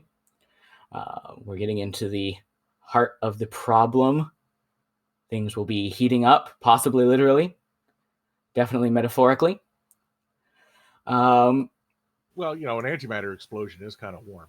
It is kind of warm. Well, good thing nothing of note was said over that communication besides Dorn. Huh? Oh, and the fact that it was carrying something extremely valuable. I see. Oh no. Yeah, I noticed the word choice. What was with the snapping? What snapping? I heard snapping noises while the commander was giving her report. Oh no, that should not have happened. That was probably just my audio being weird. Okay. It actually just sounded like you were snapping right into the microphone. I'm like, is there some sort of coded communication going on here that I'm not paying attention to? Beak snaps. It was beak snaps. Right, okay. But thank you all. Thank you all for coming. I hope you all enjoyed tonight's episode. And we'll see you again, hopefully next week, all things considered. Same Starfleet time, same Starfleet channel. We're going to set up a raid for everybody, for a friend of the channel, Honey Slime Live. I'm not sure who they are, but I'm sure they're wonderful people if they're friends of the GM in the Great Barrier. Once again, feel free to check out all of our archived episodes from Stabs, Star Trek Adventures Broken Sword, and also for Star Trek Adventures Aegis. And if you haven't, check out our community Discord. It's a fun place. Not too crazy out there most days, but powered by cosmic entities from the center of our universe. Thanks again, and hailing frequencies are closed.